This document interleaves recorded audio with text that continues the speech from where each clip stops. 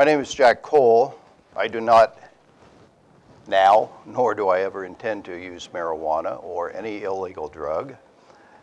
I retired as a detective lieutenant after a 26-year career with the New Jersey State Police. For 14 of those years, I worked undercover in narcotics. My investigations span the spectrum of possible cases from street drug users up to billion-dollar international heroin and cocaine rings. And let me tell you, nothing I ever did there reduced drug abuse by one person. There's no way we can win this war through arrests. I'm here today to respectfully encourage the committee, the Criminal Justice Committee, to release this bills that will support placing the current failed marijuana and hemp prohibition laws, replace them with a workable system of regulation and taxation.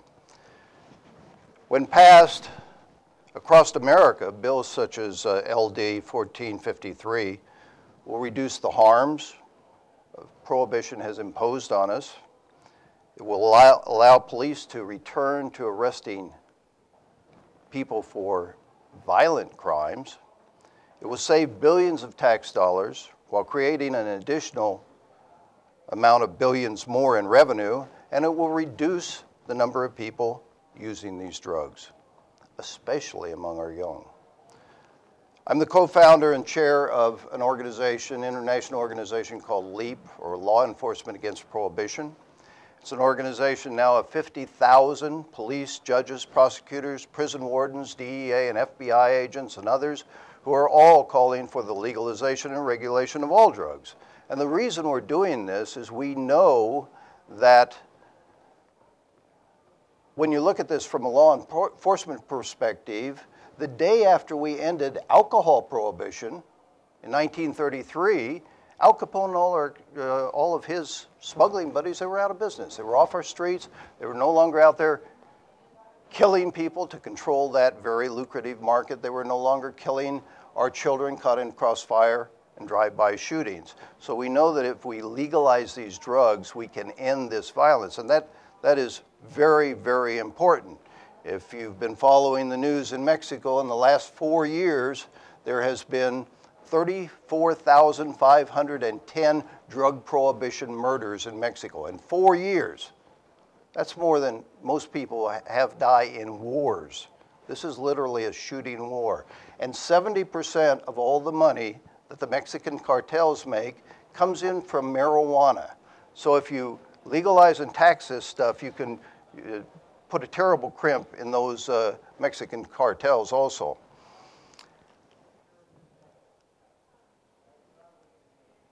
You know, according to our government sources, there are 97 million people in the United States above the age of 12 who will admit to having used marijuana. And this includes presidents such as Clinton, George Bush, Obama. Over 1,000 young people went to jail as a direct result of what I did out there as one undercover agent. And I would just like to point out that, you know, 97 million people using it, thank goodness we haven't managed to arrest and imprison all those folks, all right?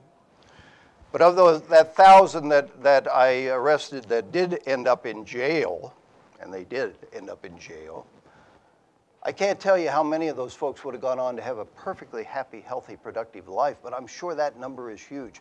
Think of all the people that you know personally who ever used an illegal drug, then put them behind them and went on to have a perfectly happy life. You can do that as long as you haven't been arrested. You can get over an addiction. You will never get over a conviction. A conviction will track you every day for the rest of your life because it's on a computer. Every time you go to get a job, it's over your head like a big ugly cloud. That potential employer looks at that record and says, druggie, we don't want you. As a matter of fact, the only place those people are wanted then is right back in the drug culture, the very group we say we're trying to save them from. There's a better way to do this, folks.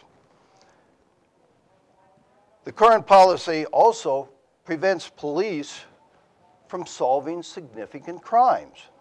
You know, in 1963, our police were correctly credited with solving 91% of the murders in the United States. Today, we solve 61%. And it's not just murders, it's all major crimes.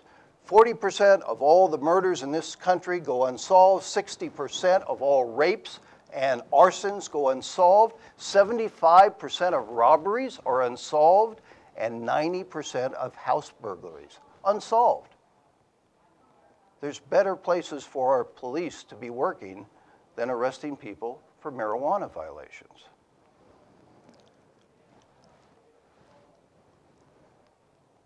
And in addition to these lives that are lost, think of the money that is expended here. We've fought the war on drugs now for 40 years. We spent $1.5 trillion already on it. And every year we continue it, it's another $70 billion down that same rat hole. And all we have to show for it, folks, is that we've made more than 41 million arrests in this country alone for nonviolent drug offenses.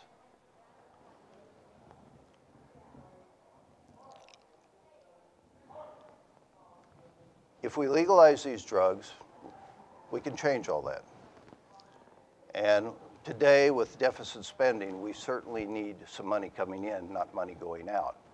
LEAP commissioned a study with the Harvard School of Economics 2 years ago. It was done by economist Jeffrey Myron. And we asked him to tell us just how much money would be realized by the US and the state treasuries in new money if we were to legalize and regulate all drugs. And he came up with a figure of $77 billion. $44 billion annually would be saved, just saved by not chasing down these folks. And $30 billion of that would accrue to states, not the federal government, okay? $14 billion would be realized if we just stopped arresting people for marijuana violations, just that alone.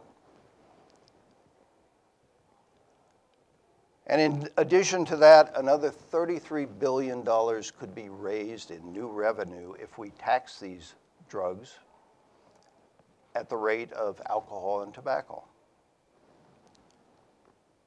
$7 billion of that $33 billion could be raised by just legalizing marijuana. Current policies also result in our children having free access to all these drugs.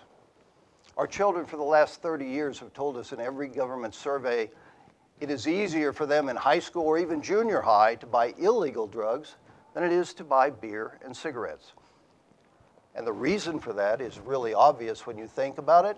Beer and cigarettes are legal commodities. And when a young person goes into a place where we've regulated the sale of those commodities, the person in charge says, hey, are you old enough to buy this dope? Let me see an ID. Now you know the drug dealer on the street corner doesn't want to see an ID. They want to see one thing. Show me the money. And as soon as they've seen that money, it doesn't matter if that child's 4 years old, they're going to get the dope because we have recorded cases of exactly that happening. We can change all this. We can end it all.